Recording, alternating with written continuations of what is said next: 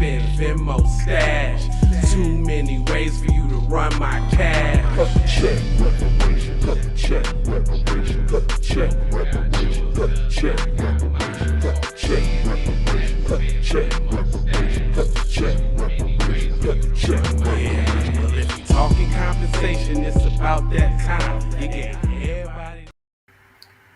Blessed risings, good afternoon, or good evening, depending on where in the world you are tapping in from. You got to keep in mind that Keep It P podcast is a global show, and today we'll be discussing Missouri, the new haven for pot smokers in U.S. Midwest. We'll be talking about that and more when we return from these brief messages on this episode of B1 Health and Wellness. Music Tuesday.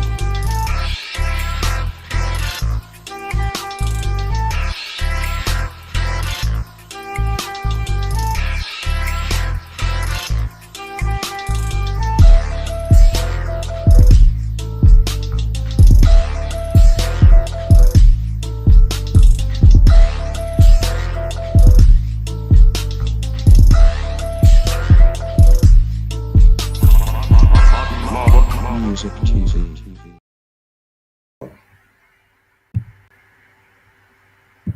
This is a Yahoo from AFP article by Ulysses Baylor.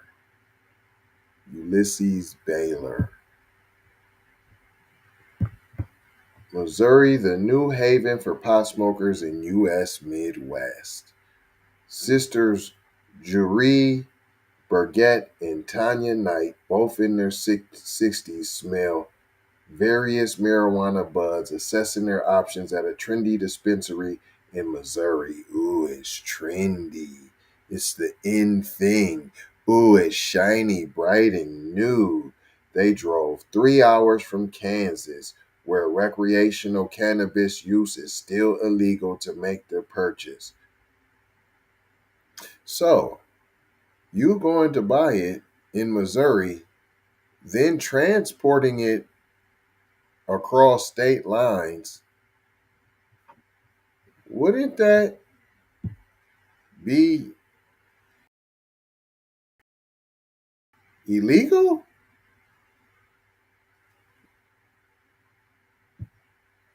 Are you drug traffickers? Wouldn't you be considered drug traffickers? I mean, isn't that what that is? When you bring one drug from one state to another state? Isn't that drug trafficking? It goes on to say they will not legalize it in Kansas. They won't give us medical usage, says 64-year-old Burgett, clad in a denim jacket. We got to let you know she's a hipster, even though she lives in the conservative Midwest, and she may be conservative herself. She's not part of that woke movement, but she's still trendy, and she's down with the fashions. The shop, with a drive-through window, is in a rundown part of the ghetto of Kansas City. Now, you just said it was trendy. It's a trendy dispensary in the rundown part of Kansas City, just off the highway and over the border in Missouri, the largely conservative Midwestern state that is the latest to legalize the recreational use of cannabis.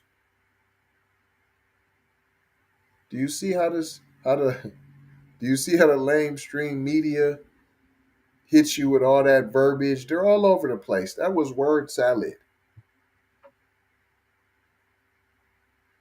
The new regulation, approved by voters in a referendum in November, has sparked an economic boom for the Show Me State, fueled by thousands of pot smokers from the 8 states along its borders, most of which have not legalized the drug. So we have a lot of drug trafficking in what's going on. It's fueled by thousands of illegal drug traffickers from the 8 states along its borders. It goes on to say, what many of black people are still in prison for, how they're celebrating it in this article, and even it's a darn shame they just can't get some old good old fashioned pot. They're 64-year-old white women wearing denim. And they ought to be able to get them a little old pot and traffic it across state lines, breaking federal laws. Yeah, no big deal. But lock up all the darkies that have done it. It continues to say, for Burgett, making a long drive is easier than getting it off the streets, which is illegal, and so is driving to a new state and trafficking it across state lines. That is also illegal. It continues, she ends up buying chewing gum. It's just chewing gum. See, she didn't even get the hard stuff. It's just good old Hubba Bubba. Wrigley's Chew. You grab the chewing gum infused with THC, the active ingredient in cannabis, one of the popular edibles in a country where more than half the 50 states have decriminalized marijuana in some form. But that doesn't help all the locked up black people, does it?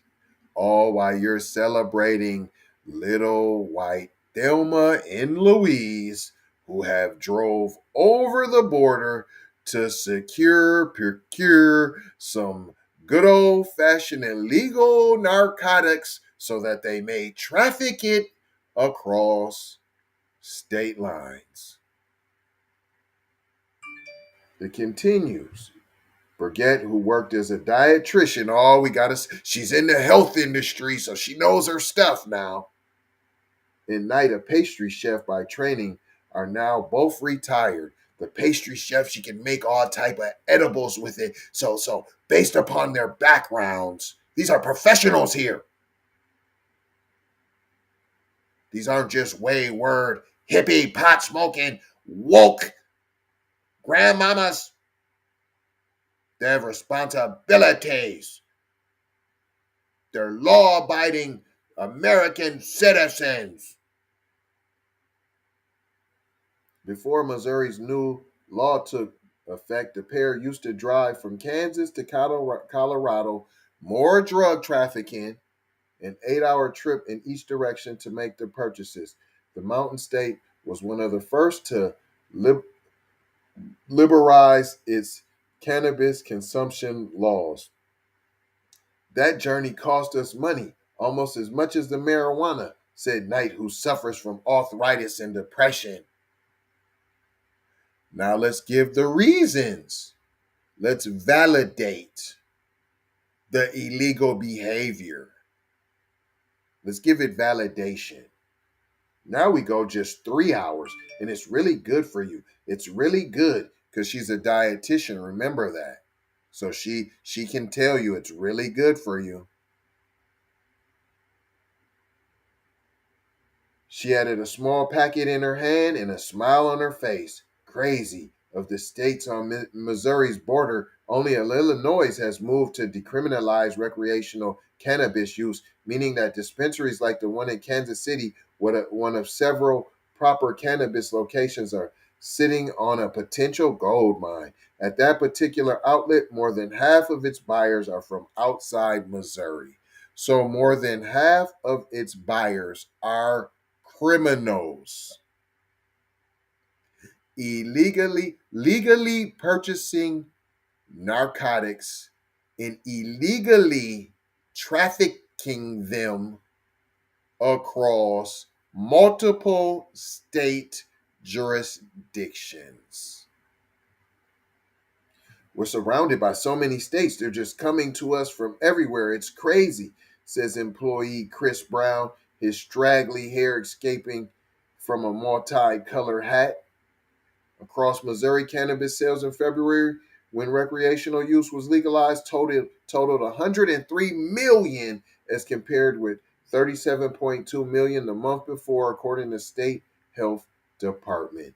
They really blew us away, said Jack Cardetti, spokesman for the Missouri Cannabis Trade Association. Moken Trade would projects the local market will soar to more than 1.2 billion in a year's time. I ain't gonna sit here and talk about all this money they making while we got plenty of black people locked up. In the end, 53% of voters said yes to pot in a conservative-leaning state. At the Illicit Gardens facility, one employee carefully flips buds while in the room across the hall. Products are packaged up, joints are rolled on the site as well. We buy just one, then we'll stop somewhere, smoke it, says Knight. Then we'll go on home. So you drive 3 hours to smoke a joint and then to go home. Stop it. What did we learn here today, boys and girls? And why did I do this article? Showcasing the fact of all the black people still locked up for this jovial drug that it's just all good. Huh? Everybody's doing it. Look, the little grandmas is doing it.